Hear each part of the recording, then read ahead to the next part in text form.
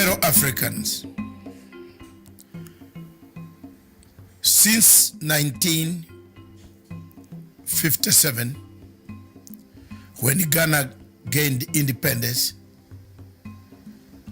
there has been quite a lot of political, social, economic indicators on the African continent that show that Africa has progressed from pre-independence Africa to post-independence Africa. Ghana, your beloved country, is free forever. From now on, there is a new African in the world. That new African is ready to fight his own battle and show that after all, the black man is capable of managing his own affairs. 66 years down the road, Africa finds itself with the first country, Ghana, having gained independence. We find ourselves still locked up, controlled, manipulated, instructed, logistically supplied, equipped by foreign powers that dictate our agenda. Africa is endowed with plenty of minerals, resources, good weather. The climate is so favorable for the growth of food enough to sustain us. But we find ourselves in countries where hunger is killing people. Hunger is killing people because most of the people have taken to arms to fight wars, conflicts. Starvation has taken the place of development. In most African countries like Sudan, South Sudan, Central African Republic, Cameroon, Nigeria, in Biafra, and the north of Nigeria, there is Boko Haram. Somalia, in the Horn of East Africa, we have taken to conflict instead of development. Development was the key indicator. When Kwame Nkrumah made the first speech that seek ye African political unity, economic development will come automatically, he was right. The events happening in Libya today vindicates Nkrumah, vindicates Nyerere, Sekou Toure, and Nasser, the founding fathers of our Pan-Africanism. The events happening in Central African Republic, in Congo today, as the war of rebels ranges on between the rebel and the rebels and the government and the rebels, vindicates the founding fathers of this revolution. Our independence, therefore, was only on paper. Our independence, therefore, was only in symbols. Our independence also was in signs. Our independence also was in boundaries. That we received our flags, but we never received full independence as by the word independence. Most of the 3/4 of African countries, French-speaking countries, have their budgets being done in Paris. Is that independence? The Paris government or the French government does its budgets based on how much they will get from African countries. Is that independence? Is this the Africa that you want? Is it the Africa that we must look at? Is it the Africa that we shall leave for the future generation? If the answer to you is yes, then so be it. But if the answer is no, you agree with me that this is not the Africa we want to live for the future generation. Our generations and the future generation need to find a legacy.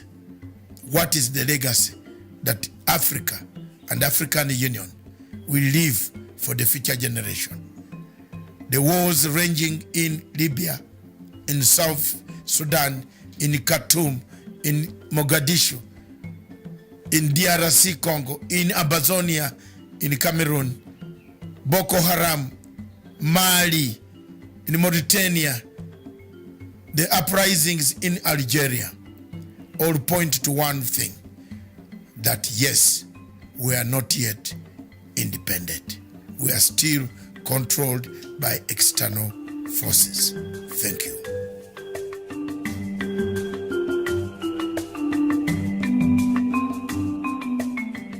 BBC News at Westminster.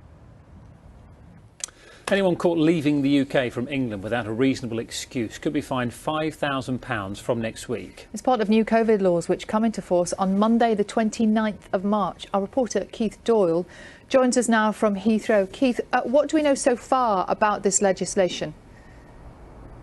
Yes, good morning from Heathrow. Well, there's relatively few flights leaving here this morning, but shortly there will be ones leaving for Amsterdam, for New York and for Chicago. But from next Monday, March the 29th, it will be illegal under English law to leave the UK without a valid reason.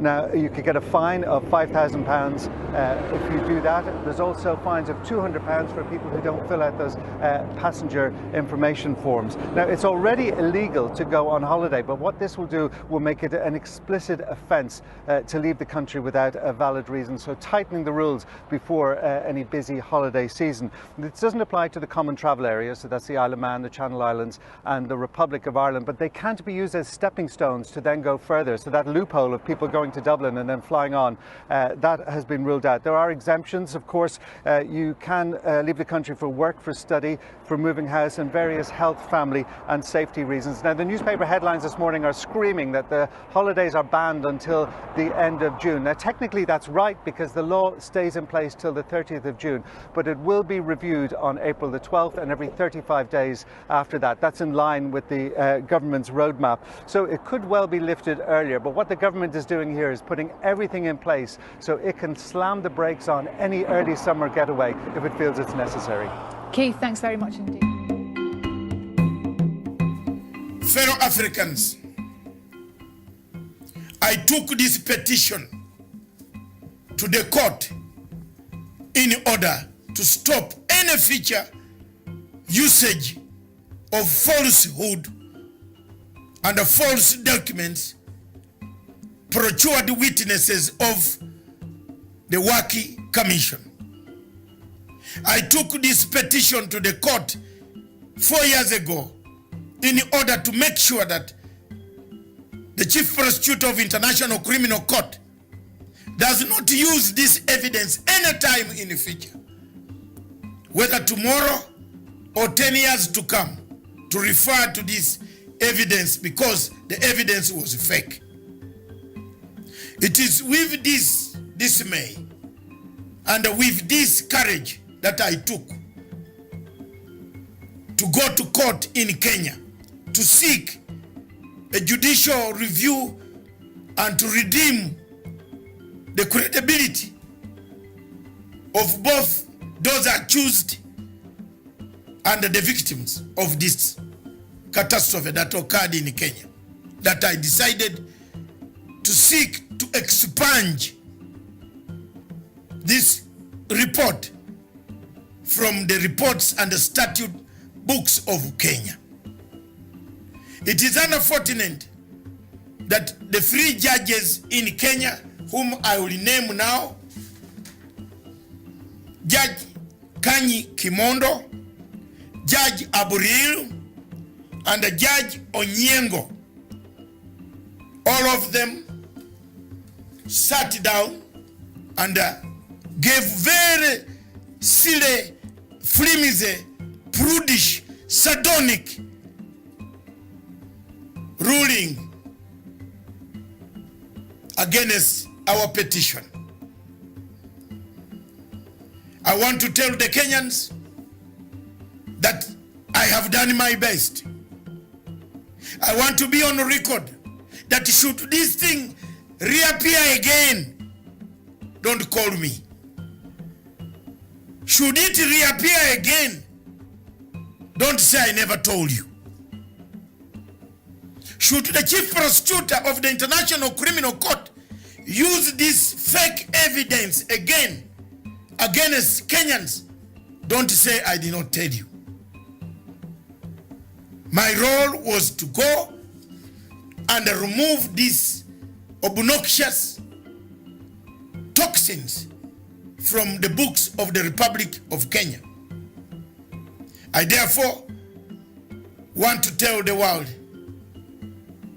that my torrid road, a long road that I've taken in search for this envelope, has ended in Kenya so far. But I want to announce that Kenya is not the only state party in international law. Kenya is not the only state party.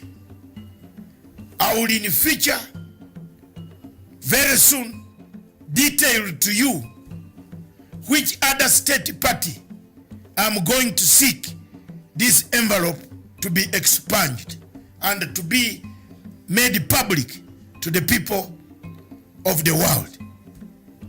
I want to thank you all.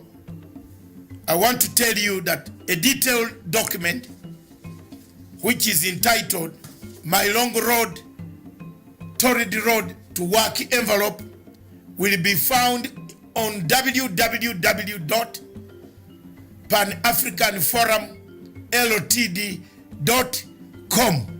You can read it, you can dissect, you can see the days, the long road, what I took, what I did, referenced, well documented, and may God help you that at one time somebody in Kenya will stand up to say thank you very much.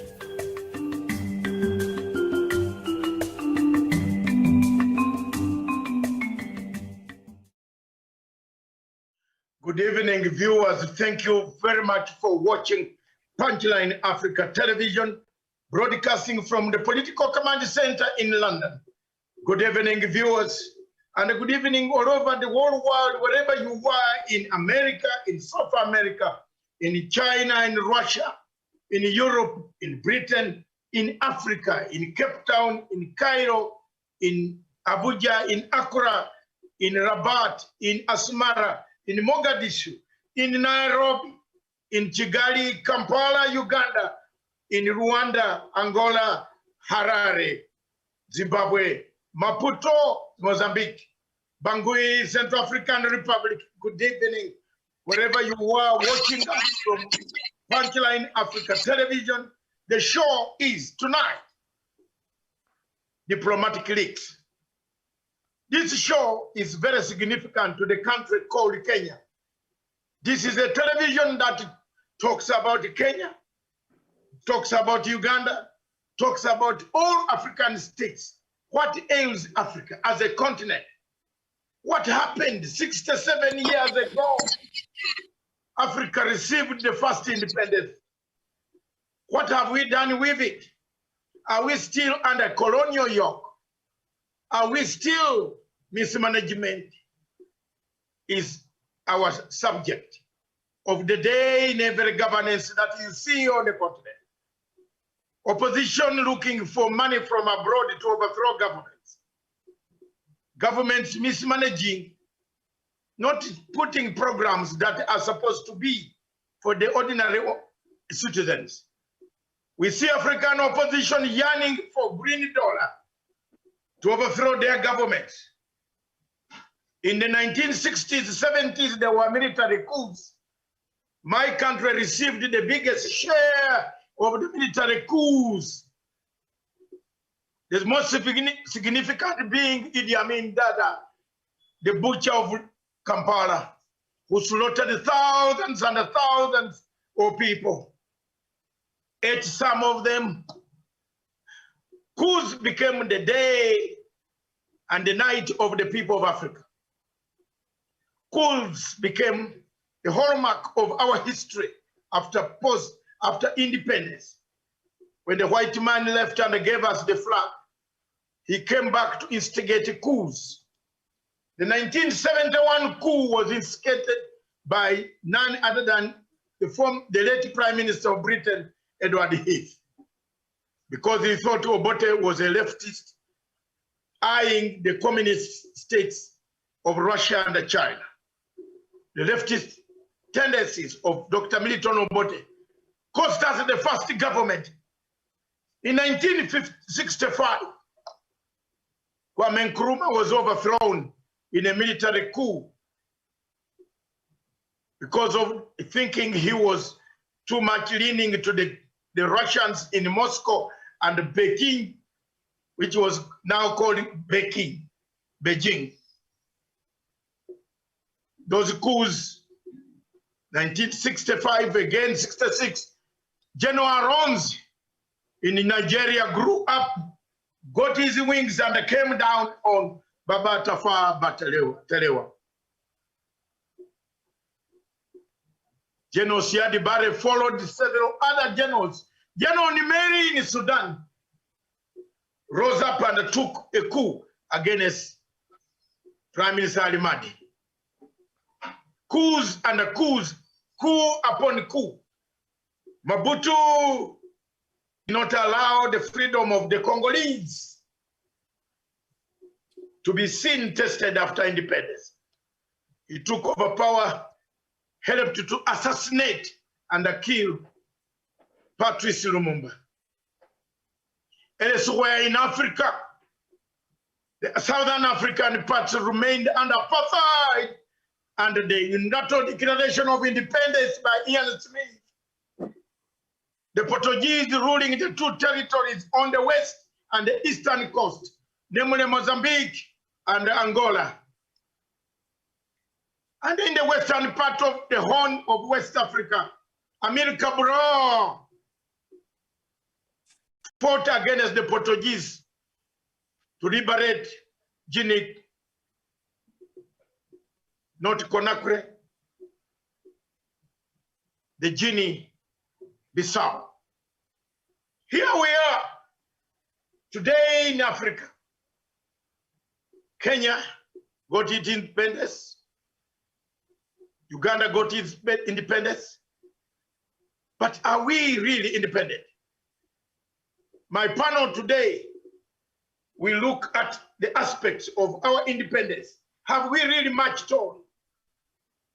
Have we benefited? Have we become victims of our own destruction? We destroy ourselves. Then we condemn colonialism. Do we fight corruption? How much money is pumped in that does not show its face? What is it that we need to do? This morning or last night, as you know, Diplomatic Leaks is a program that looks at behind the scenes of what diplomats do. It is a balanced argument between the people that we put on spotlight. Today, tonight, for the next 2 hours, we shall be putting on spotlight the relationship between Britain and Kenya. What can we do?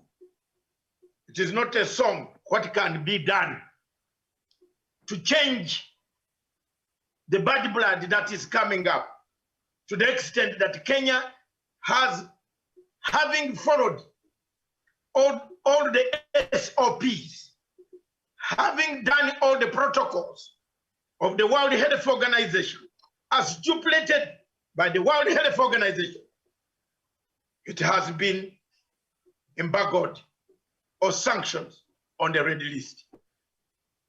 I want to thank my panel that the question remains. As you discuss, you will have 2 minutes each so that we go through so many topics. It's very interesting. I'll give you the background, and I have given you the background. We are looking at the relationship. What made Kenya to be put on the red list? Is it our mistake? Is it the mistake? Is it those? Are there people trying to bring bad blood between Kenya and the United Kingdom? Why wasn't the matter resolved? Are we bad off as far as COVID-19 is concerned? The healing process the curing process, the prevention process, the SPOs, the lockdowns that we suffer, that very many people cannot even have food because of lockdown. Do we need an extra burden of being locked, not to go out, not to take our children to schools, not to fly students who have been admitted in universities next semester to United Kingdom? These are the questions. This is the predicament. And that is why the panel tonight, I start with Dr. Joseph Nyanchama. Dr. Joseph Nyanchama, a senior business lecturer, himself an academic. He looks at things, a motivational speaker. He will come up with what he knows. I will introduce ladies first. I have made a mistake already, but you'll excuse me. I have one lady on the panel, my good sister. Today, I'm sorry, I was born with those good manners, but today I went wrong. We have on the panel Miriam Ogutu, our senior anchor, senior presenter, senior researcher, who is going to anchor us from CBD in Nairobi and talk to us and maybe ask more questions on top of what I'm. Welcome to the show, Dr. Miriam. Thank you so much, Doctor. Very good evening to you, and good evening to the rest of our panels, and indeed a very good evening to our viewers across the world. Thank you very much.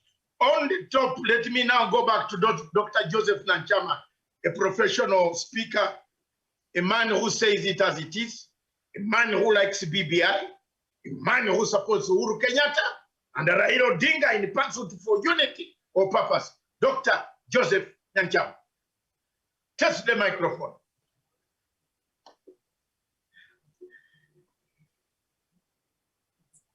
Thank you, Dr. Masanga. Am I clear to my fellow panelists? Yes, yes.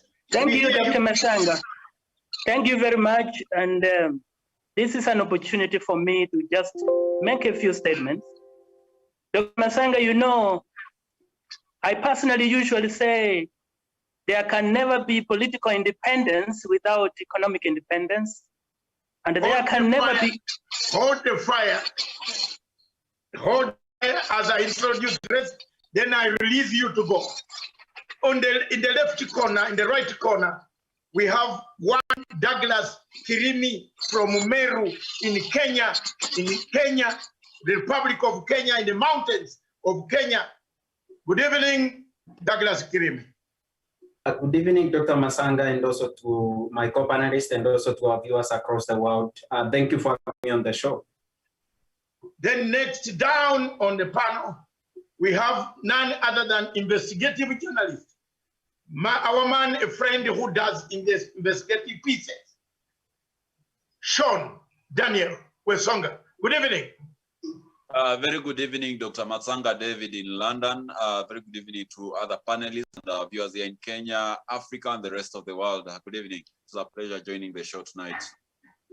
Perhaps Miriam, with her good voice, can go through for us. I hope you have the notes with you. Do you have them? I do have my, I do have the introduction here. All yes, right, I'll just... Yes. All right, hold on. I'm sorry, I would have prepared you, but on that one, but you'll work out. It's okay. It's okay. I have them. Let me just read through quickly. Okay. The United Kingdom has banned people traveling from Kenya from entering England starting April 9th to prevent the spread of the novel coronavirus. Kenya is among 4 countries that have been added to the UK's red list amid concerns about new COVID-19 variants. Travelers who have departed from or transited through Kenya, the Philippines, Pakistan, and Bangladesh in the previous 10 days will be refused entry into England. Only British and Irish citizens or residents will be allowed to enter the country from these nations from 4 a.m. on Friday, April 9th. Thank you very much. And I want to go further to say, the British government has added 4 more countries to the list to make it 39. Countries added are Bangladesh, Kenya, Pakistan, and the Philippines to a travel ban called the Red List, amid concerns of a new variant of COVID-19. When the 4 countries are added, it makes it to 39 countries on the government so-called Red List. They include Brazil and South Africa, the bigger nations outside the 5 members of the permanent members of the Security Council, the Big Five, where 2 of the variants of the virus have been identified as coming from. The Department of Transport therefore said the latest restrictions will take effect from 9th of April. Kenya and the United Kingdom relations are bilateral. Trade and investment. Kenya exports tea, coffee, horticulture products with the country according to 27% of the fresh produce that is eaten in our supermarkets here in London, Marks and Spencer, Tesco, and Salisbury. All this, the fresh produce is 56% of black tea also is exported to Kenya, to United Kingdom. On the other hand, motor vehicles, printed materials, machinery, chemicals from the bulk of the imports come from that United Kingdom. In 2013 alone, exports from Kenya amounted to Kenya shillings $37 billion, billion shillings, while imports amounted to 49 billion, with the balance of trade in favor of United Kingdom. Tourism and wildlife conservation. The United Kingdom leads in this sphere, and that the 6th major tourist destination for the British nationals is Kenya. The largest source of market for Kenya's tourism is Britain. Development cooperation. Kenya and the United Kingdom enjoy long-lasting historical ties. In close cooperation, Kenya was colonized, Uganda was given protectorate, Tanzania was mandated, Zimbabwe was colonized, Nigeria was protected, and so on and so forth. I can teach and teach until tomorrow all the states of Africa. Kenya and the United Kingdom enjoy long-lasting historical ties with close cooperation with sectors of education, trade, and investment. You have seen British Council, Commonwealth. We are all members of the Commonwealth, and we need each other. Now that Britain itself has cut itself from European Union, it needs more Commonwealth countries than isolating Commonwealth countries. Some of the United Kingdom's major investments are in the financial services, telecommunications, chemicals, agriculture, and the manufacturing sectors. Kenya has a population of 250 diasporan Kenyans who live in the United Kingdom, both as professionals and manual workers and nurses and others. Who are permanent residents in Kenya has got 250 British nationals in this country who are permanent residents in Kenya, and over 200 Kenyans, 200,000 Kenyans are living in the United Kingdom, working in different aspects. There you are. As usual, let's start with ladies. Miriam, we give you the honor to break this thing for us. What again? What can we do? Why are we going to this when we were told, we are warned, we have kept the SPOs, we have kept the protocol, Miriam? Yeah, indeed, a very good question there, Doctor. And I think you started by saying we said this a couple of months ago when we saw us continuing to have those relations and movements between Kenya and Tanzania. And now we see the reason why Kenya has been put in this blacklist is because we have reported to have heard that very deadly variant from South Africa. So you wonder, did the government know there was a new variant in South Africa? And if it did, why did it freely allow travelers from South Africa to come into the country? Were there special instructions put in place or procedures put in place to be able to take care of travelers from South Africa? These are the countries that had reported this new variant. I'm not sure, because we do the show every day. I did not read anywhere in the newspaper saying if at all the government had put those measures. And I think at this point, the UK is just looking out for its own people. The UK is just doing what it's supposed to do to protect its own people. So I think this will not severe any ties. I think they're saying those travel restrictions are temporary, but I think that the United Kingdom right now is just best for its own people. So maybe it's about time also as we consider, because right now as we speak, there are reports after reports that are being recorded in Tanzania, and the last I checked, I think there's free movement in that border. So we really need to up our game in terms of to protect ourselves here. Otherwise, I see us just getting into a lot of other blacklists if we don't do something and do it very quickly as a country. Thank you very much. If we don't do it quickly as a country, if Kenya does not move to reinstate its ability, close some of the loopholes, especially the Tanzanian border, which is still being seen as an open hole for all people to enter who even have more disease, who don't use masks. We are bound to have a problem. Dr. Joseph Nyanchama, Miriam, you have a point there. Dr. Joseph Nyanchama, tell us more. How did we find ourselves in this place? Thank you. First of all, before maybe we try to give solution to that, I was making a general statement, especially the African states. Remember, there can never be a political independence without economic independence. Nor can there be economic independence without mental independence. You know, Dr. The Guardian yesterday, when they were listing Kenya in the red list, the senior ministers in Britain proposed Germany and France to be included. The Prime Minister said, if they include those two countries, they will jeopardize the trading relationship between Britain and Germany and France. Surprisingly so. Why did they choose Kenya? There must be a hidden hand.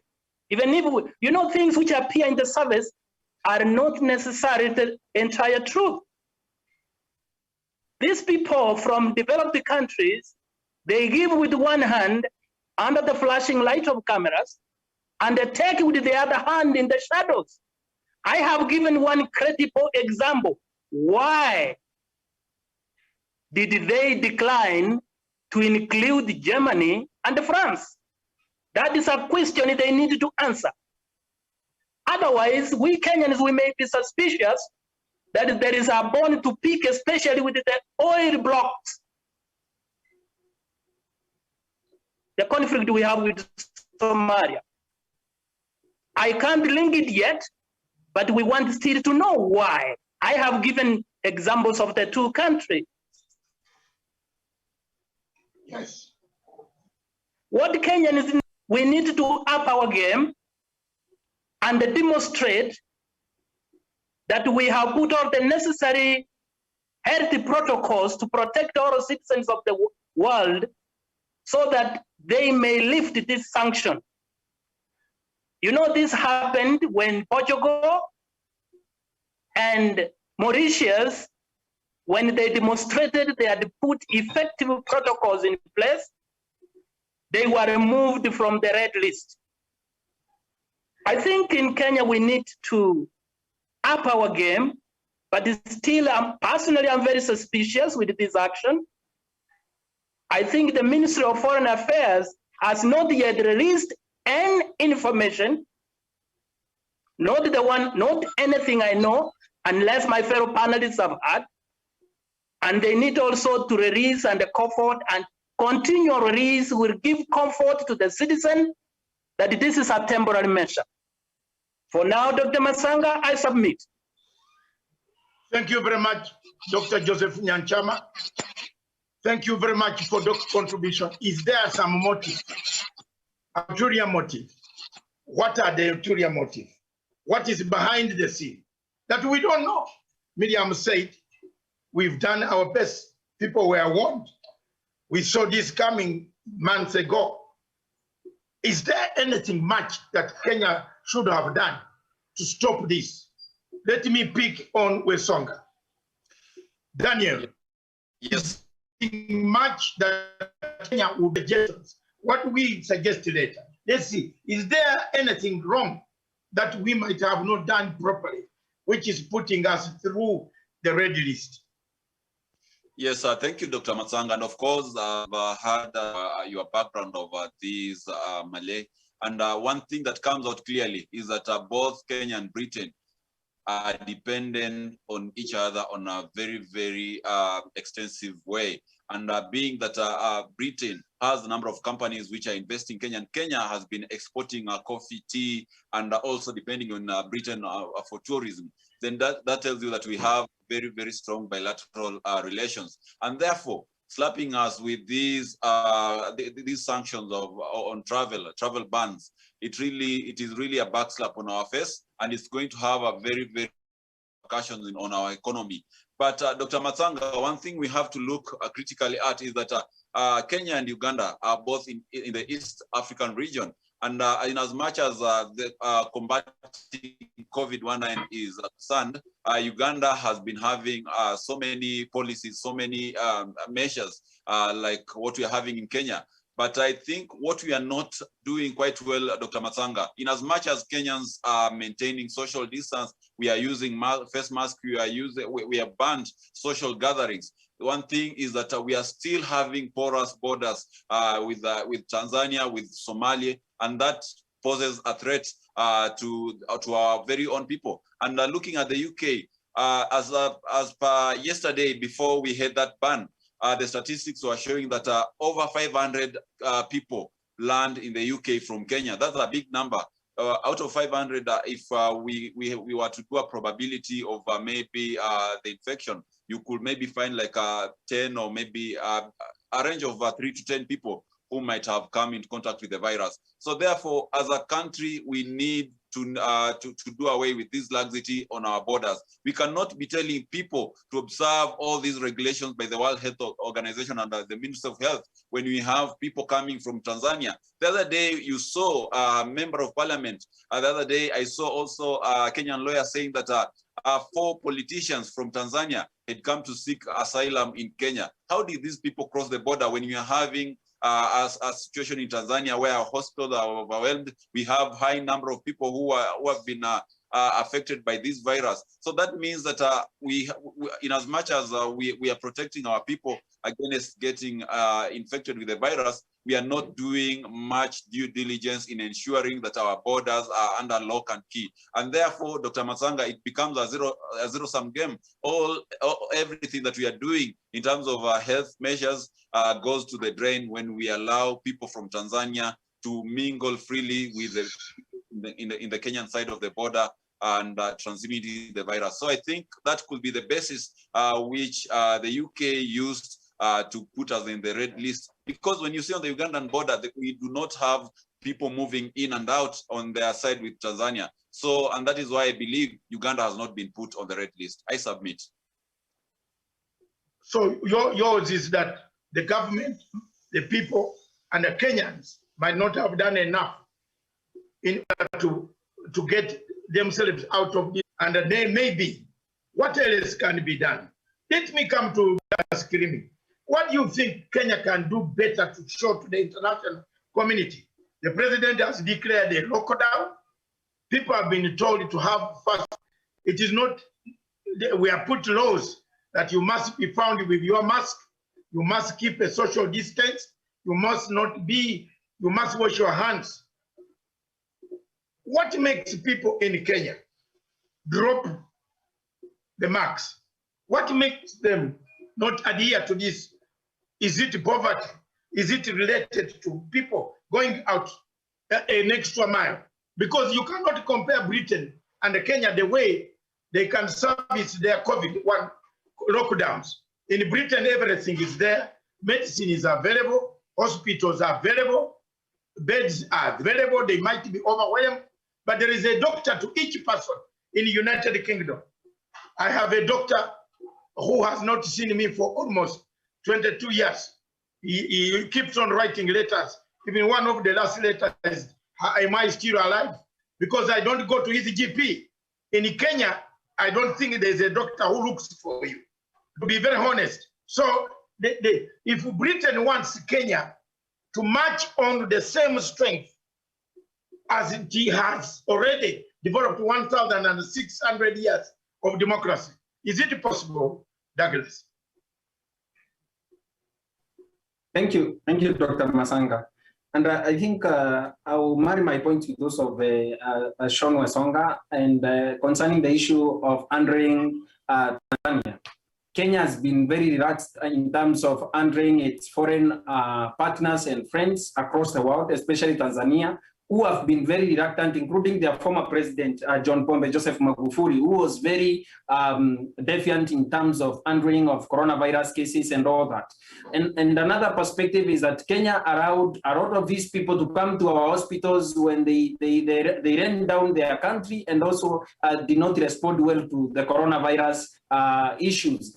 Remember the new variants that are coming, the South African variant and also the UK variants that have been found to be Nairobi have also come because of our friends who have traveled from UK and South Africa and other countries that are not well, have not well mitigated the effects of coronavirus across the country. So I think from my hand is that the UK is also very protective of their citizens. Remember, their army trains in British Army trains in Kenya, and also they came to the country. I have seen concerns on social media. I've seen Arabic groups speaking out and saying that Kenya should have banned the UK because of their army who came from the UK and also brought the new Britain variant of COVID-19.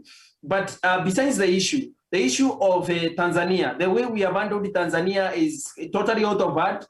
Someone is misleading the government, because Tanzania is one of those countries that they keep denying the effect of COVID-19 and also the existence of the same, but they have also overwhelmed our health system. They have come to our country for seeking treatment. Like Sean was saying, these people at the border, they don't observe anything. They don't observe any measures, they don't observe anything, and they keep coming to our country and keep eroding our health system. And this probably may have made the UK to be able to deal with us, that small bro. But looking at the relationship between Kenya and the UK, we need to be able to do better. We need to be able to deal with the Ugandans. We need to be able to deal with our international partners. We need to be able to deal with them. This is an health emergency. It has never occurred in recent times or in recent years. So we need to be able to be very firm, especially on the way we handle leaders from other countries, that especially Tanzania, that continue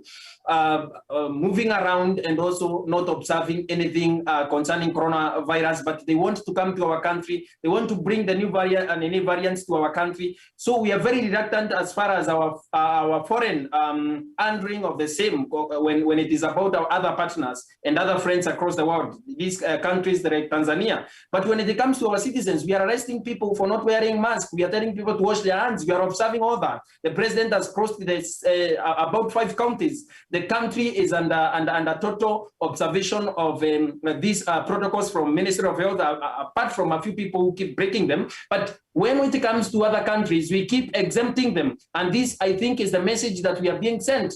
We need to do better as far as handling of these foreign partners and also other countries who pass through our country, who pass through our territory, or even people that come seeking treatment in this country. We need to be able to do better, because on that side, we have failed totally. But when it comes to the citizens of this country, I cannot walk in the streets of Nairobi, PC-free, without observation of social distance and also a mask. So I think from my perspective, is that we need to be able to handle our foreign partners and friends very effectively and very well, for us to be able to be removed from that red list. It deals us a very huge blow in terms of economic gains and even our mutual benefit as a country. The way we benefit from our former colonial master, Britain, it is very immense. Our bilateral ties are at stake now. If we don't deal with that, Dr. Masanga, as a country, we are in trouble. Thank you. Thank you very much. This is serious. We need these are serious sentiments tonight. You have been very honest. Javani Karanja from Nanyuki. Good evening. Good evening, Dr. David Masanga. Good evening to our viewers wherever they're watching us from. And good evening to my fellow panelists. Thanks for having me on the show. I can hear birds behind in Nanyuki Embaron. Tell us more. We have been told we are on the the four district, the red district, not the red district, on the red list of the British, not to enter Britain. Students who are going for their last semester, people who are going for business. Kenya Airways taking passengers. Kenya Airways has just recovered from another loss. We thought we were going to make some money through this COVID situation by carrying goods, our horticulture, our flowers, our cabbage, our okra, our potatoes, things we are going to Britain. We have now been told, no way, we are under ban. And those who want to come will be quarantined for 10 days. If you are national, what do you say about that? Thank you, Dr. David Masanga, and thank you for that question. And to me, that was a bit of a surprise. I didn't expect that to come from Britain. But bearing in mind that as a country, we have been praised by a number of countries for how we handled the first and second wave of COVID-19. People are learning a lot from the government of President Uhuru Kenyatta in the mitigative measures, in the protocols that were laid down to ensure that we protect our country.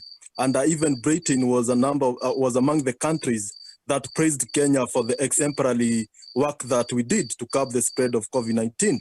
Therefore, to me, was a bit of surprise, bearing in mind that in other countries we have been having the rising cases, especially in third waves. Therefore, I didn't see it being a very good measure, bearing in mind this is more of a punitive measures because of things that the government of Britain should be helping.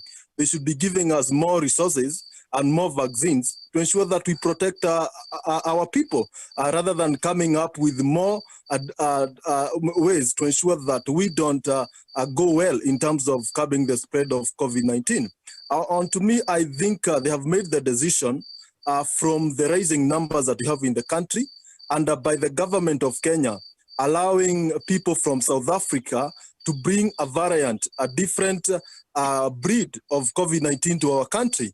I think to me, that is maybe the main issue they have looked into, and bearing our relationship between the countries of East Africa, like Tanzania, where they are not really observing strictly the WHO protocols to curb the spread of COVID-19. To me, I think the government of Britain thought like the government of Kenya needs to do more to ensure that they protect their people. Therefore, it's more of a punitive measure, but also a learning lesson to the government of Kenya that maybe we are not doing enough to curb the spread of COVID-19. And it's high time that we do more to ensure that we protect our people, and we protect also those coming from other countries. But all said and done, these measures will affect the country, our country, in terms of trade, in terms of tourism. Therefore, I don't see it as a very good measure, bearing in mind that we are still struggling with economic setbacks courtesy of COVID-19. Therefore, the Britain government should come up with more of a solidarity with Kenya rather than executing themselves from this kind of trouble. They need to come in board to help our country, because we know if they don't do that, and bearing in mind we don't have our own vaccine, and they gave us the first batch of COVID-19, if they go by that, and in future, maybe they refuse to give the government of Kenya more vaccines, we'll not be heading in a very good trajectory towards the fight of COVID-19. Therefore, it is high time that the government of Britain comes in solidarity with Kenya. And the way they have praised us initially for ensuring that we have more good measures to curb the spread of COVID-19, they should understand that to some point, man is domestic, and they should rectify that, but not giving us more trouble when we are still struggling with our own economic hardships, COVID-19, and now they have given sanctions to our country. It is high time that they work in solidarity rather than exclusion. Thank you. It's not sanctions really. It's a temporary travel restriction. There's a difference. Yes. Mm-hmm. Yes. It's not sanctions. Thank you, Miriam, for correcting that. It's not sanctions. It's a temporary measure. It's temporary. Yes, Dr. Matsanga, maybe if you just put the icing on the cake. Maybe to my brother, Jevan Karanja, owing to the fact that this has been put on a temporary basis, that tells you that this is something that maybe the UK is perceiving that Kenya is not doing right. But if at all we are able to rectify our mess and be able to adhere to measures like maybe Uganda is doing, then perhaps we have the chances of being removed from that the red listed countries that the UK is having. But as it is right now, I think there's a reason, there's a very, very compelling reason that has made the UK to put us on that red list. And as per my submission and what Douglas has said, the problem is in the southern part of the country, where we do have a porous border with Tanzania. Okay. All right. Miriam, before you come in, I want to put something for you to see, then you take it from there. Production headquarters in Nairobi, please put on that. The British themselves are being told, if you go out of Britain, you are fined £5,000. So you can see it is not working one way. It's not if you go just tembea, without any concrete reason, you are fined 5,000 shillings. Listen to this. There you are. News at Westminster.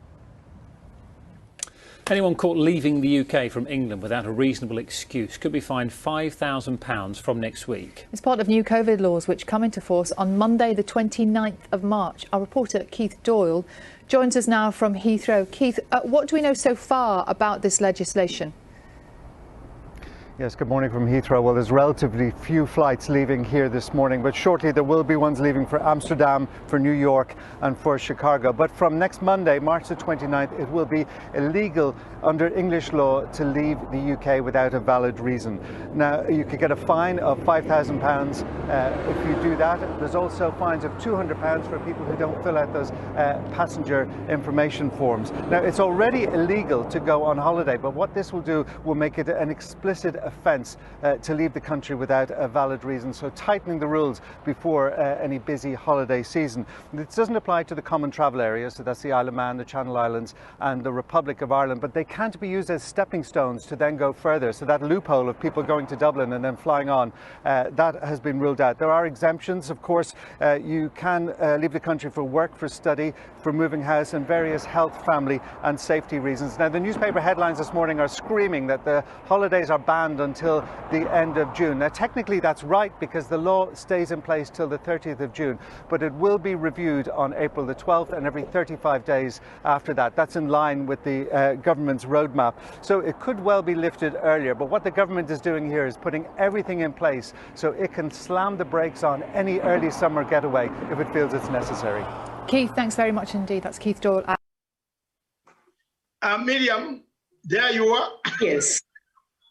Yeah, and we're complaining about Britain being punitive with us. Look at how much it is charging its own citizens. So at this point, just going back to what I said at the beginning, Britain is doing whatever it can to protect its citizens and not just give a travel restriction to Kenya and other countries, because it's not just Kenya. In Africa, there's quite a number of them. I'm looking at the list right now.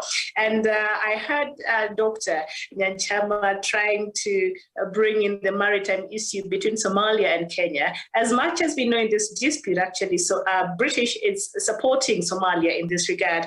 But I don't think this is the case. I think dragging in the maritime issues is far-fetched, and I don't read any politics in it. If you've been watching the figures here in the country, and the third wave, which has been very deadly, claiming so many lives, and our figures have gone really high in the percentage, and Britain is warranted to do whatever it can to ensure that its citizens are safe. Even for those who want to leave Britain right now, you see how much they will be charged. And something else that, is it Daniel that said that our borders are quite porous because we don't have, I don't think we have any travel restrictions from anybody from Tanzania.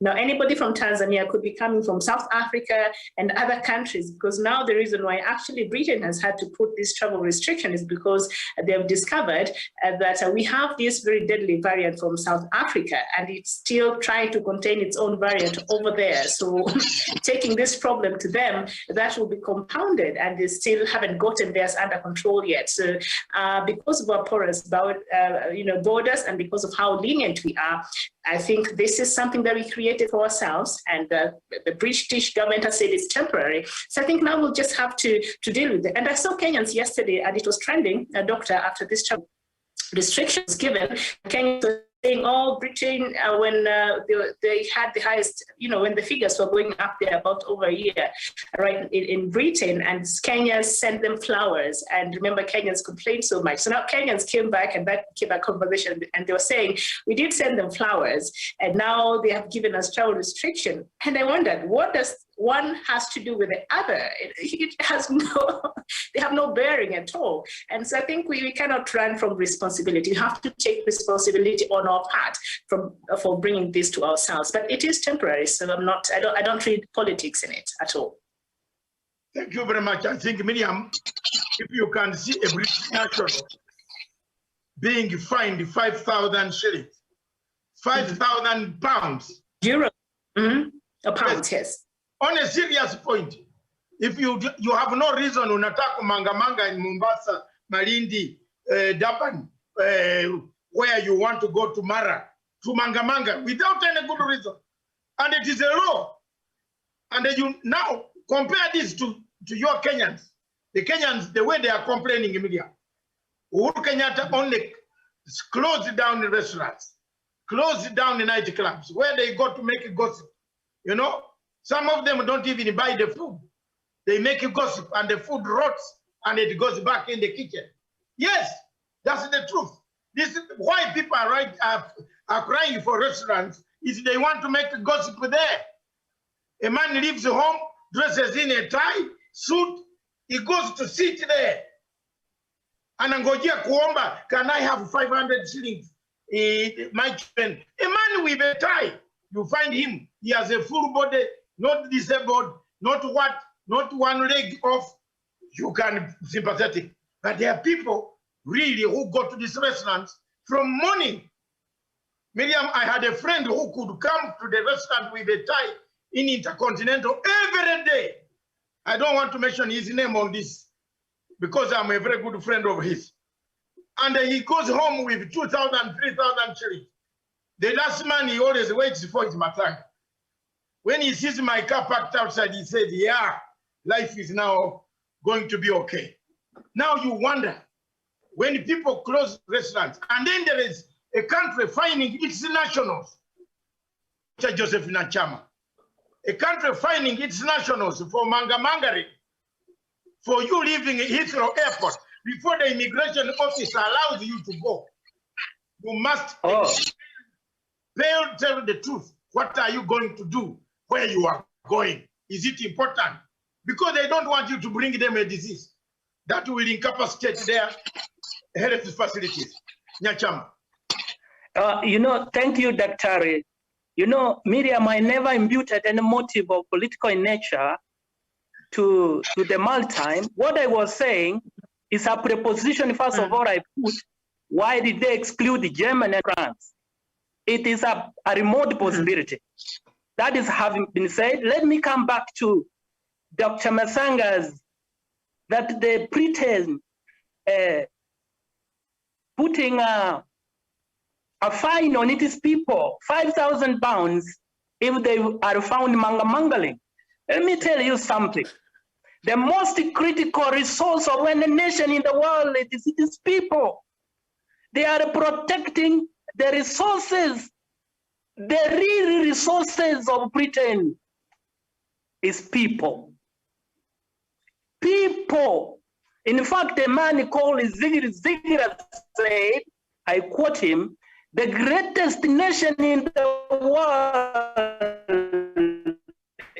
is North America after all the world. Imagination, the resourcefulness of its people. Britain is protecting the future of its nation by protecting the resourcefulness of its people. What can impair the resourcefulness of a person? It is a disease.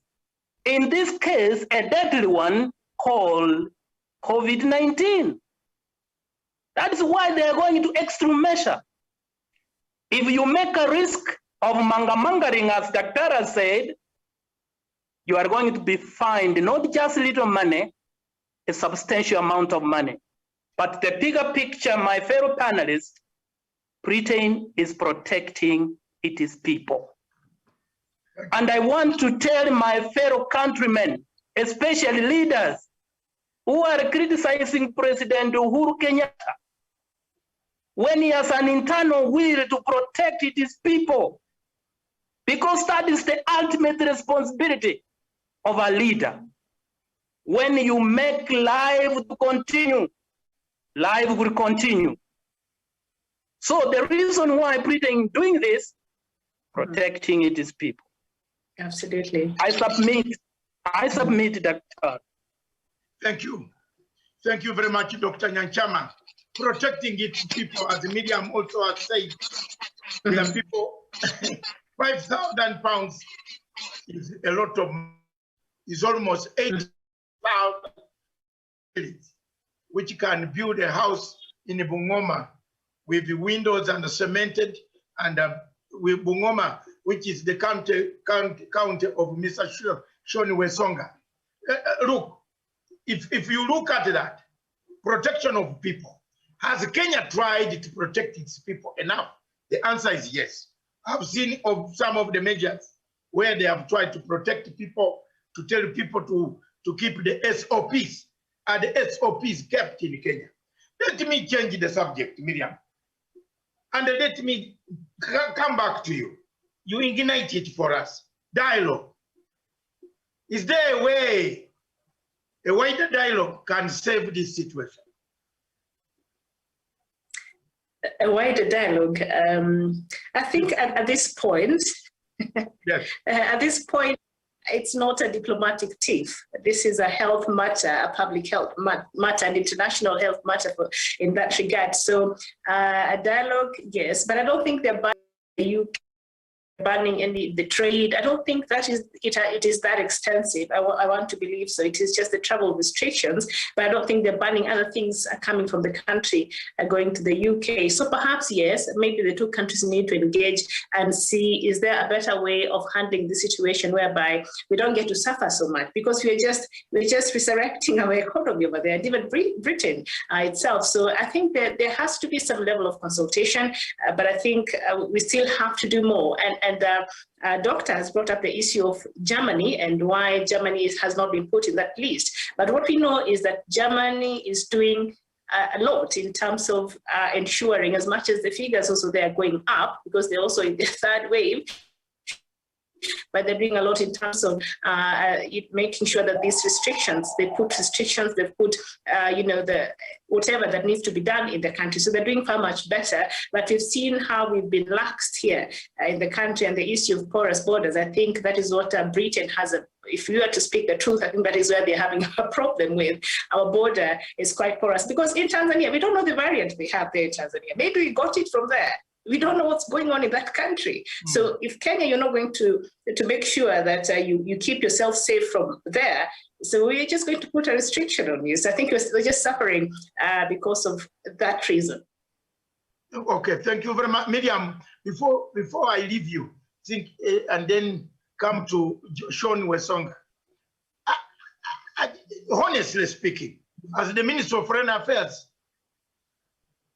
from your perspective, the handling of all these issues, the maritime, the ICC, not the ICC, the ICJ matter, most of the issues now that are cropping up that involve one hand, the importation of this Russian medicine. Of course, you cannot import on a diplomatic note without having authority from the Minister of Foreign Affairs. It's the Minister of Foreign Affairs of Kenya handling matters. Let's be very honest. Properly, do they really know the consequences of having such red lists coming before, and then we go to line to talk to these people when things have happened? How many planes are going to be kept at the airport? How many? Several planes. How many planes are going to be kept? Okay. What will the crew in the plane? Where will they sleep? Have we looked at that? Because the crew to Britain, but where do they sleep? They must go to a hotel. Do they quarantine for 10 days? Do they stay on the plane and return with the same plane with the cargo? So these are some of the inconveniences that this ban can bring.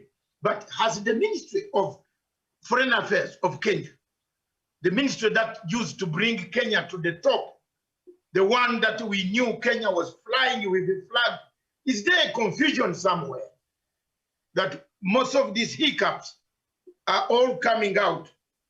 We see Somalia issuing statements, very tough English, yet Somalia does not speak English, they speak Arabic.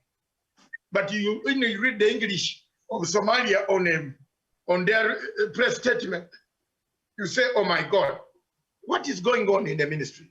Miriam, you are a Kenyan, you are in Kenya. Yeah, perhaps maybe they're not doing so much as maybe we would expect them to, but also just going back to your previous question, Doctor, I think that maybe they need to engage more. The foreign ministry here in Kenya needs to engage more and just find out what's really going on. And now that you brought up the issue of AstraZeneca and the Sputnik V from Russia, you might, the Oxford AstraZeneca, which is produced in India, and we know they're, that is what even the UK is supporting there. And now this confusion we've been having in the country with the Russian vaccine, the Ministry of Health saying one thing today, and then the next day they're coming up and issuing a different statement until they issued that statement yesterday, I think stopping the importation of the vaccine by a private sector. I think that says a lot. There's something going on behind this that maybe we may not be having privy information to. So I think, yes, there could be some sort of diplomatic, economic games behind all what you're seeing right now. So it could be, but I still encourage our Ministry of Foreign Affairs to try to engage, because a lot is at stake here. It's not just people not going to the UK. A lot of other sectors could be affected. So yes, I encourage our Ministry of Foreign Affairs to up its game and engage. Thank you very much. Wesonga, catching it from there. Miriam, thank you. But I am not leaving that point yet. It is a very important point there where we want answers. For example, this ban came immediately after the deputy president planted himself on Facebook with a Russian medicine. And this is a deputy president of the government of Kenya. And we know very well, Dr. Joseph Nyanchama, Javani Karanja, yourself, and Wesonga, we know, and Kirimi, we know very well that there is a cold war in this medicine. Britain gives free medicine to World Health Organization. It doesn't charge a penny. Russia sells its medicine. So when you come as a head of state or a deputy head of state, you take the Russian medicine. At least I saw Uhuru Kenyatta's medicine, which was actually the same type of medicine that I was also injected. I have my bottle, which I drew when they were injecting me before, so that it's historical. Now, if they see, because part of the problem, Miriam and my panel, is do we study international relations? Do we really know what international relations are? Do the people in the Ministry of Foreign Affairs know the implications? Before you allow a license to be issued to somebody, do you liaise with the Ministry of Foreign Affairs? What are the implications? World Health Organization is giving free medicine from the money that Britain paid to buy medicines, on top of Britain having its own problems. You know, all they contribute for this World Health Organization to buy the Oxford Astra that came to us, that is being given to freely to each country. Then when they hear tomorrow that a deputy president of a country is using a Russian medicine injected on him and he displays it lasting on our television, what do you think, Wesonga? Yes, thank you, David. And of course, despite the role we play in East African community, the role we play in Africa, and the fact being that Kenya is a regional hegemony, the Ministry of Foreign Affairs, I will say preemptively that it has been working hard to make sure that we are isolated as a country and we become the laughingstock of the continent. Because one thing, Dr. Masanga, you realize that the Ministry of Foreign Affairs has been always a step behind on whatever is happening. And today, Kenya has found itself among the countries that have been put on the red list because of the blunders that have been done by the Ministry of Foreign Affairs. First of all, we would have approached Tanzanians and told them, look here, you guys have not been following the regulations. We have not been following the protocols that have been put there by the World Health Organization. And for this reason, it's not that we hate you guys, but we are going to close our border with you so that we do not have people flowing in with the disease from Tanzania into Kenya. But we never did that. And even before Magufuli passed on, he had some kind of disgruntlement with the government of Kenya. And this is because our Ministry of Foreign Affairs could not in a good way handle the diplomatic situation between the two countries. So therefore, Dr. Masanga, I think we have people who are sleeping at our Ministry of Foreign Affairs, and we need a total overhaul. We need to get some heads rolling in the Ministry of Foreign Affairs so that we get people who understand the current affairs in terms of bilateral relations. We need people who are very, very swift and efficient in gathering intelligence, and people who can go out there and be able to negotiate effectively for our country. As it is right now, Dr. Masanga, we are lacking such people in the Ministry of Foreign Affairs. That is why a small country, a failed state like Somalia, can really box us to the corner and be able to put us in a scenario where we are actually crying out there in the international table. So to me, I think we need to change the people who are running the Ministry of Foreign Affairs. We need to bring people who are very vibrant, people who are very much alive to the current affairs, people who can negotiate, and people who can be able to portray the best picture of our country out there. Now, going to the issue of dialogue.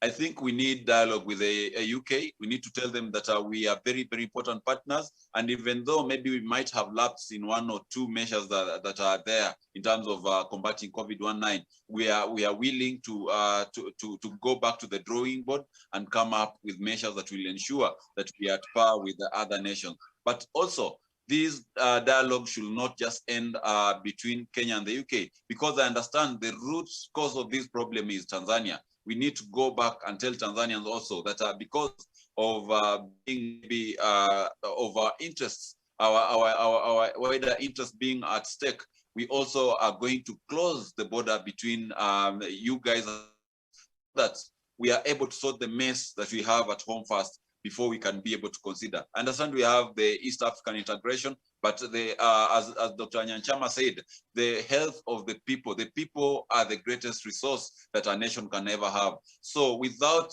maybe putting the Kenyan people in jeopardy, we need to talk to Tanzania first, make sure that we close the border, and also now on the other side, talk to the UK and tell them to reconsider the reasons why they had to put us into the red list. So we need, in some way, a threefold kind of dialogue. I submit, Dr. Masanga. Yes, thank you very much. You need dialogue. You need also to consider your people. The Minister of Foreign Affairs, has it done enough? Has it opened up? Has it told us enough information? We have two medicines knocking each other, a free one and the one for 20,000. You think those people who pay their money in the WHO will be happy? You think they will be happy to see a whole deputy president even wearing a Russian flag? You see that flag of Russia. Did you people see it? I mean, there are certain people in this country who do things that we might regret. Look at his shirt.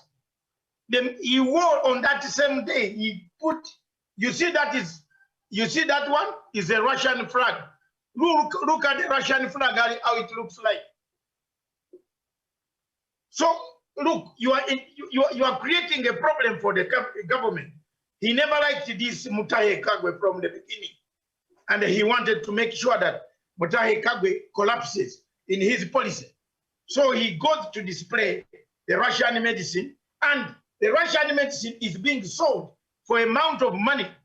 Someone is gaining, while a British taxpayer has paid for free money, for free medicine through WHO.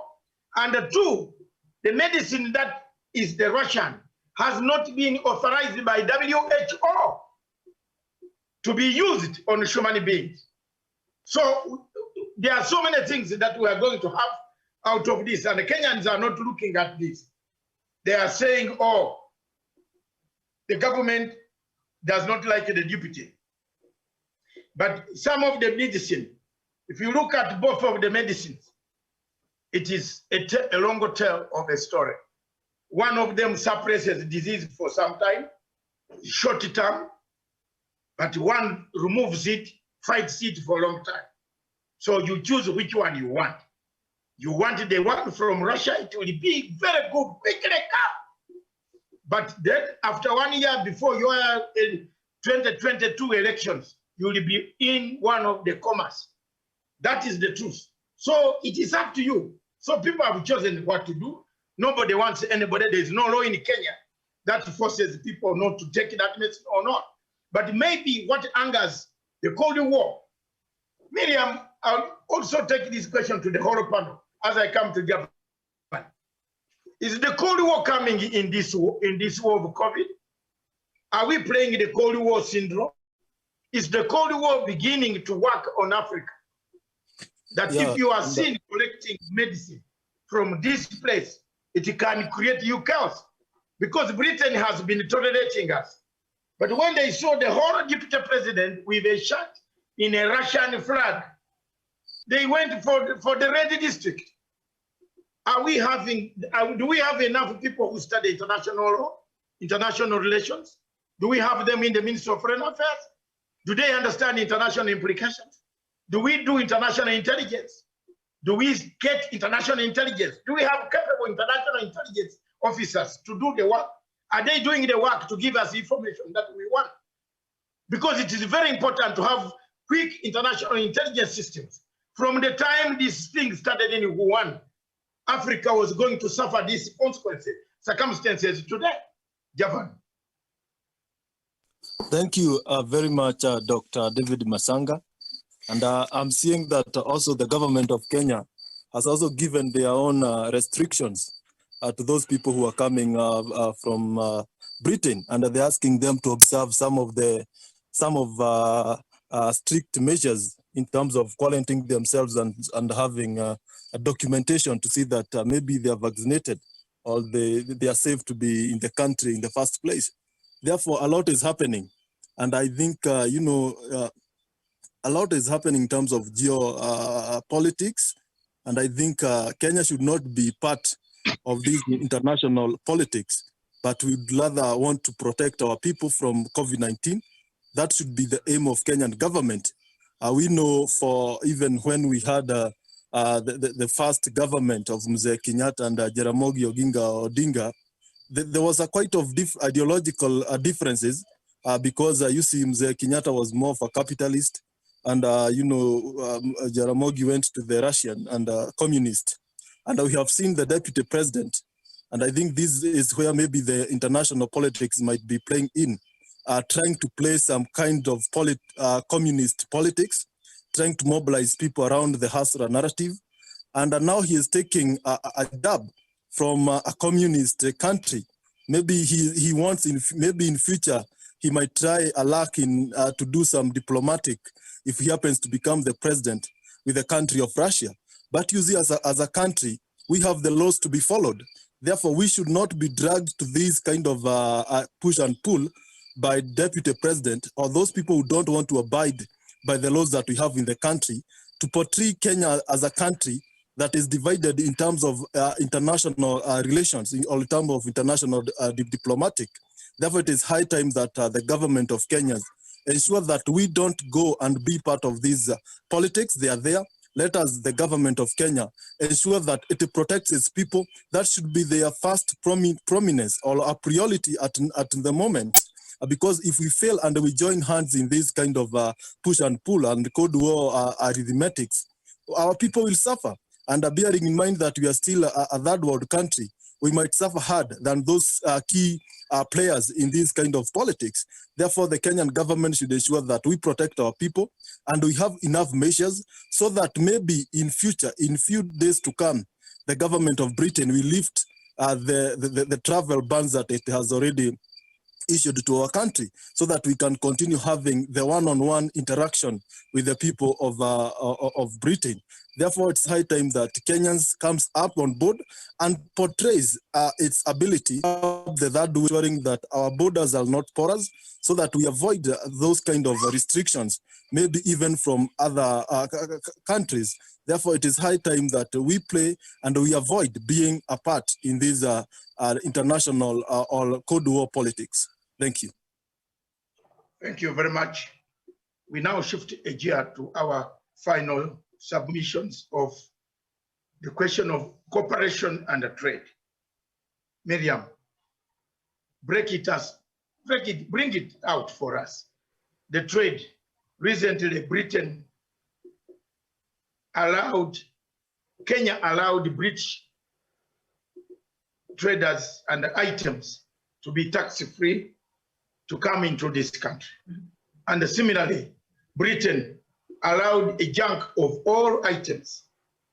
Britain is now a member of the Commonwealth. The head of the Commonwealth is from Britain, Her Majesty, the Queen. We all look at her, the English we speak. Most of us respect Her Majesty for all what she has done for the third world countries, especially the Commonwealth, the books, the schools. You see, all this English training, all this encouragement in health regulations, sets a fly. We have been relying on Britain as Commonwealth. The Commonwealth is still strong. Britain has cut itself from the European Union. What do you think Britain and Kenya can do now to uphold the principles of fair trade, their trade, so that this ban or restriction does not destroy the relationship thereby? Please. All right, Doctor, thank you for that question. And of course, we saw that is it an economic agreement that Kenya entered with Britain a couple of months ago that also became a problem with the East African community, because we were supposed to enter together as a community, but the rest of the countries are not very quick. They're still taking so much time. So Kenya went ahead and signed this agreement that we're not talking about. And of course, Tanzania, Uganda are still mad about it. I don't think this will be, this new travel restriction will affect the essence or the core reason as to of that agreement. I don't think that will affect it. My battery is going off, so I'll be very quick.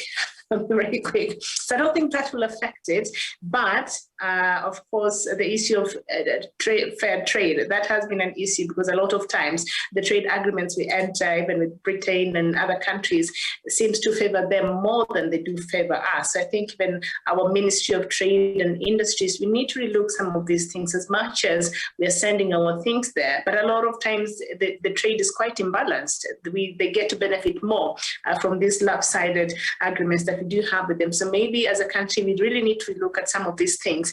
How are we benefiting our people? How are we benefiting our businesses? How are we ensuring that these agreements are fair for Britain and for our country? And it is the issue of the unfair trade deals that we've been having. And if that is not done, then we will continue to have that. But I don't think this new travel restriction will actually affect the agreement that we've had with Britain. It will continue, but will it affect trade right now? Of course it will, because if you're a business person and you cannot travel to Britain, if you are, that's where you get your things, and maybe KQ will not be going there directly. It will be expensive for you to, it's going to affect, for right now, it's really going to affect our business and how we trade with Britain right now. But I think in the long run, our agreement still stands, and we should ensure it's fair and it's balanced. So that is, I think, a challenge that the government now should work on to ensure this new agreement that we're entering with Britain out of the EU, does it favor Kenya? Does it favor our people here? Does it favor our goods here? Or are we just doing it because we are members of Commonwealth? Okay, thank you very much. On your parting shot, Miriam, you said your battery is going off or something? Mm-hmm. You want to do your parting? My parting shot is, all right. We're about to finish anyway.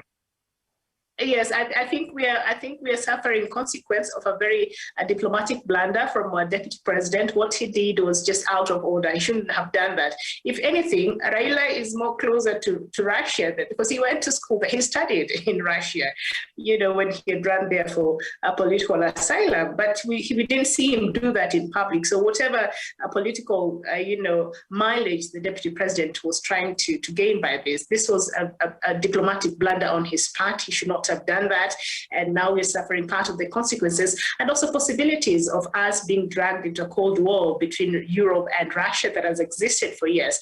I think also out of that, we're now seeing that happen. So because government also has not come very clearly out there to address the issue of Sputnik until yesterday. So I think that also might be coming to a play. We're just casualties of some proxy Cold War going on there. Now it has come here.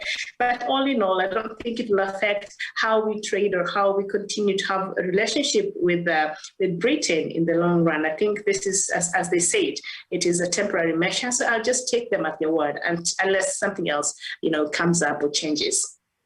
Okay, thank you very much. And in fact, I've looked at the flag. The shirt he was wearing is a Russian flag, indeed. Yes, I've looked at the flag of Russia. I think he has a meaning. He wanted to disrupt, to cause this problem. But Dr. Joseph Nyanchama, Miriam, thank you very much. In case you disappear or you want to disappear. I will disappear. Thank you so much, Doc. Bye-bye. Thank you very much. Keep it up. We see each other tomorrow at 2 p.m. Thank you. All right. God bless. No problem. And have a nice Easter. Thank you. All right.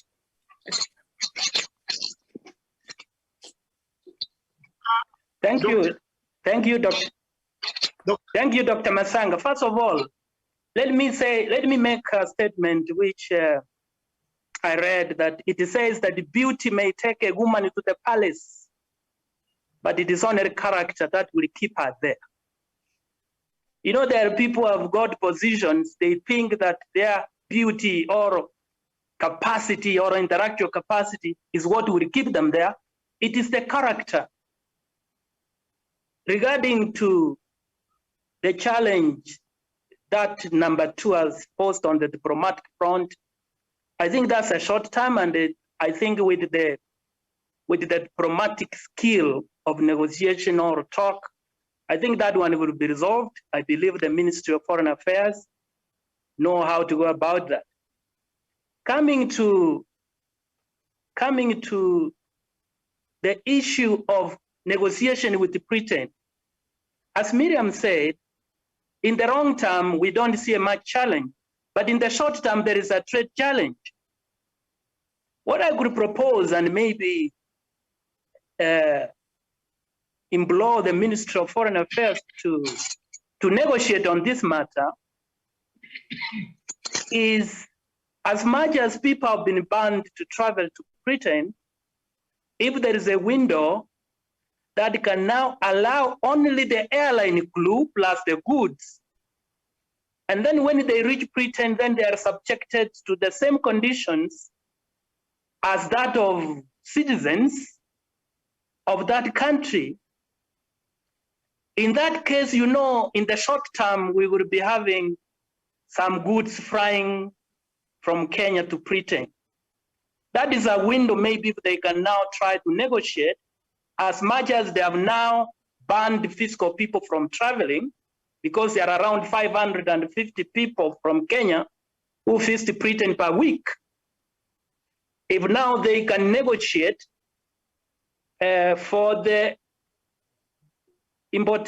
exportation of goods with the minimum, of course, personnel who are subjected to the conditions like that of the citizens. Maybe they can go to quarantine when they reach there. I think so that at least we keep a good number of trade going on so that it does not immensely affect the traders on areas like flowers, tea, and others.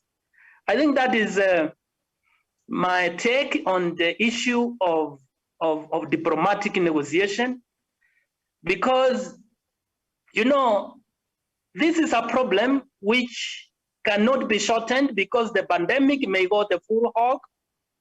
You remember a man called Warren Buffett? You know what he said?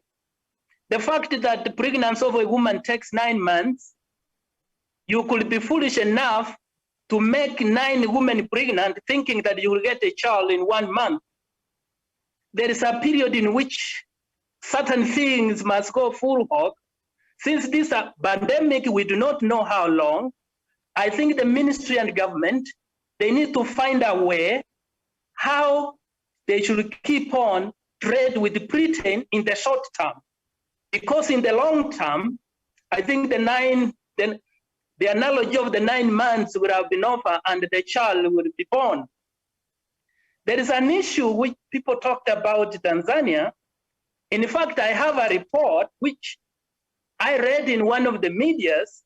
The scientists reported that the most mutated variant of the COVID-19 was actually in Tanzania, in the East African region. I don't know the authenticity of this report. I think maybe Britain also could have seen the borders as Miriam said. I think that my proposal I've given to that. Lastly, you know, our counties now, because now this pandemic has become an eye-opener, I want to appeal to our governors and our county government, especially now in the health sector, because health is devolved. Why can't they take the matter, at least they train even 5 doctors, they sponsor them every year, so that when they finish, they bond them. You know, county government are just seated waiting doctors to be sent. Why can't county government use resources to train these doctors? And they sign contract, and they say, when you finish your medical course, even after 5 years, You come to work, if it is Meru County, if it is 20 years, the bond. So that if there is a series of bonds, for a half of a century, you will find that Kenya is self-reliant in doctor. As Dr. Masanga, you have said in Britain, every citizen one doctor. Amazing, but Kenya with the program in place, do you think we would ever solve a problem in the health sector? I submit, and this is a challenge I pose to our governors and county government. I submit, Dr. Thank you very much. Douglas Kirimi, bring us to the end, my brother.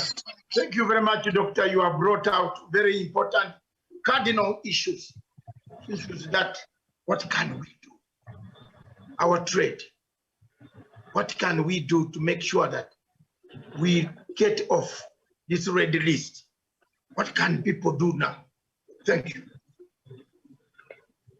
Thank you, Dr. Masanga. We need to be able to understand, like, a country is not supposed to be run like a cowshed. What the Deputy President of the Republic of Kenya did to the people of Kenya is irresponsible and is uncalled for a leader.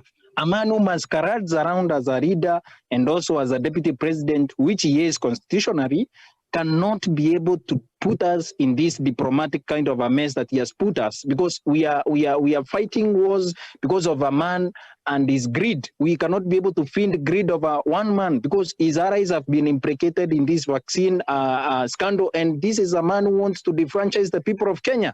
And at the end of the day, it is a matter of life and death for the people of Kenya. And a man wants to take advantage of even diplomatic advantages that we enjoy as a nation. And as we continue growing as a country, growing as an economy, we cannot be able to continue having leaders who continue dragging our economy, our friendships across the world, our bilateral talks, ties with other nations because of his own greed.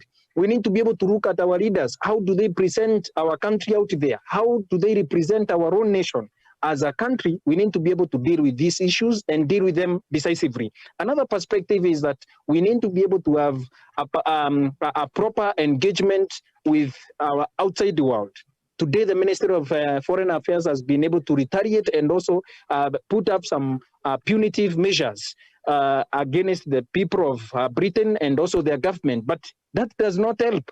What helps for us to be able to be removed from such list is for us to comply 100%.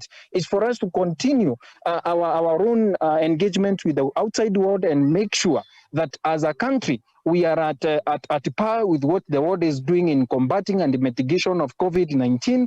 This war of chest dumping and all that cannot be able to work well. We need to be able to look at that and also be able to tell each other the truth. For example, our handling of the people that get into our country or those that travel through our country has been very, very, very, very mishandled.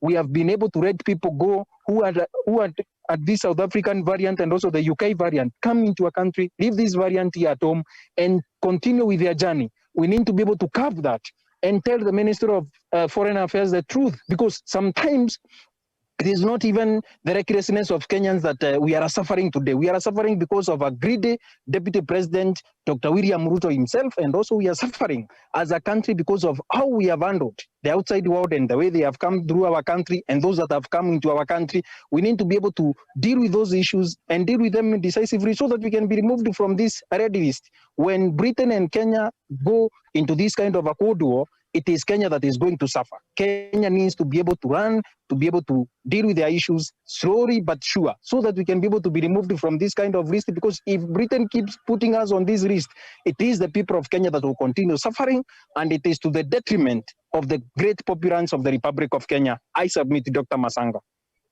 Thank you very much, viewers.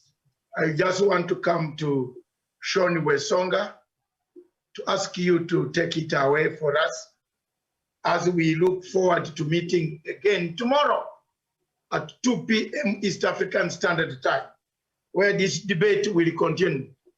But before Wesonga takes it away, I want to say that all is not lost.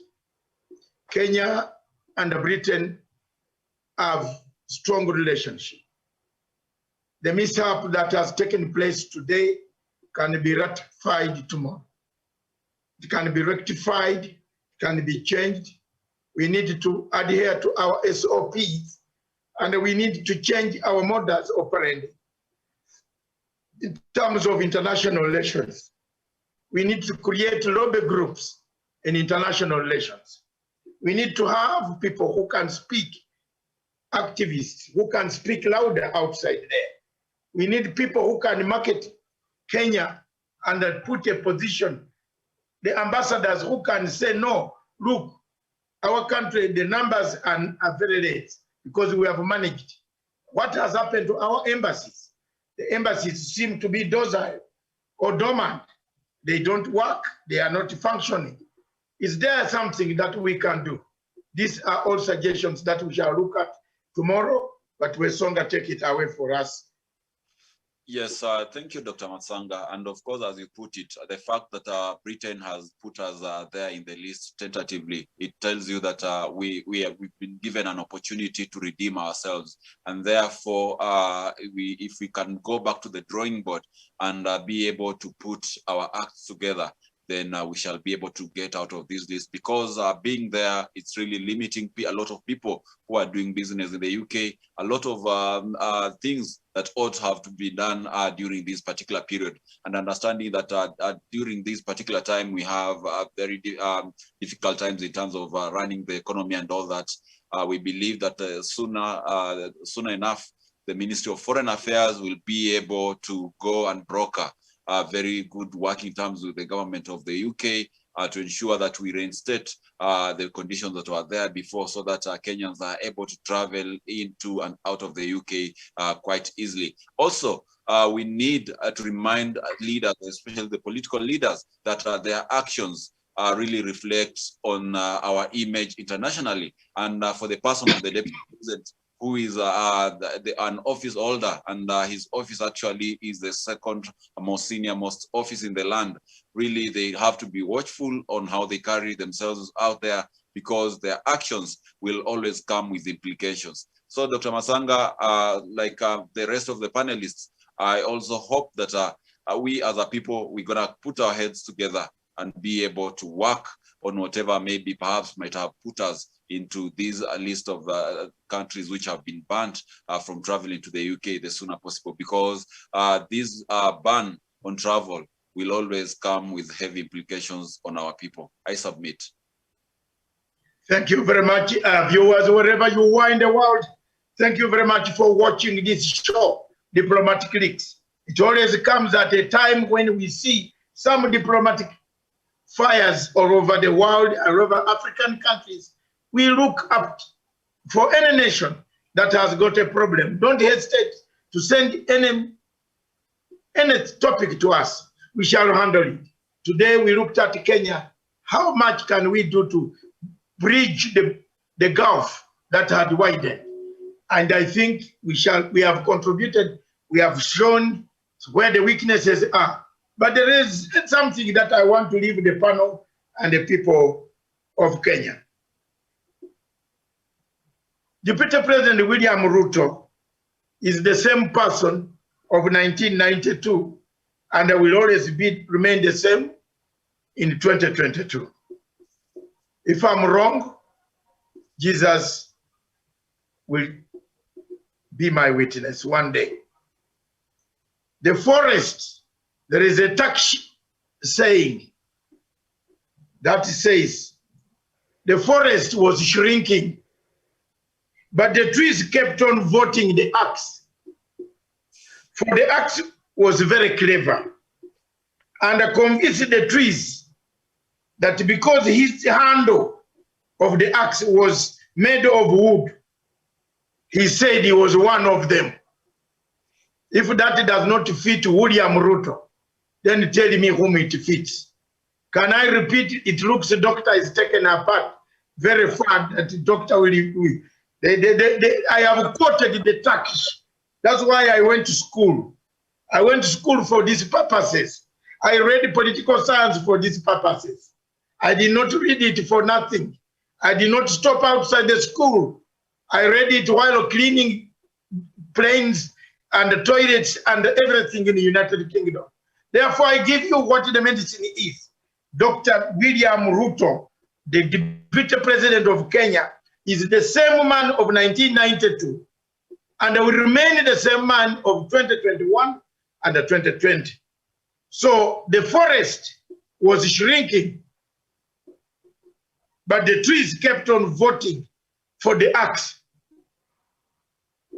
For the axe was very clever, and I convinced the trees that because the handle of the axe was made of the tree, and guess what? He was, and therefore, Ruto was one of the hustlers.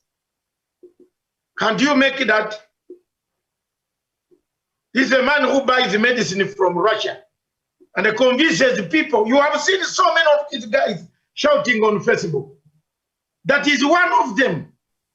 But when it came to free medicine, he did not take it.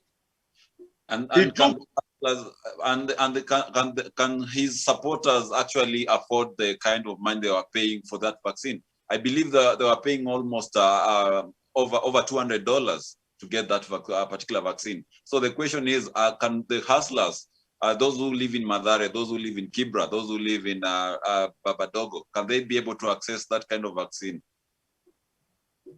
Thank you very much. Can the tree stop voting? Can the axe be dropped out of the tree? Because the axe these days are made of metal. So, Douglas Kirimi, thank you very much. Sean Wesonga, thank you very much. Dr. Joseph Nyanjama, thank you very much. Remember, the proverb is Turkish proverb. Okay, the axe kept on saying, Bwana, I am part of you. Ruto keeps on telling people, I'm part of you, I'm hustler, hustler, hustler. His children are going to high school. His children are driving one of the best cars in town. His house is one of the best. His mansion is one of the best. But I'm the same as you. I'm the same as you. And the people here on social media insult Uhuru Kenyatta. At least Uhuru Kenyatta has not said he's the same as you. He has said he is the president of the Republic of Kenya. Therefore, respect must come from the deputy. Why was he not made the president so that Uhuru becomes the deputy? It's because they stood the tools of analysis, the tools of engagement, the tools of operation. How do people operate? How will he handle the governance? If you gave Ruto this nation, it will be mortgaged. Even the titles of the churches will be sent to the bank for collection of money. He was going to get 20 billion shillings out of the Russian medicine. Shame upon corruption. Thank you very much. God bless you. God bless all of you. Hallelujah. Have a nice Easter. This station, therefore, is for Africa, with Africa, by Africa. Ciao.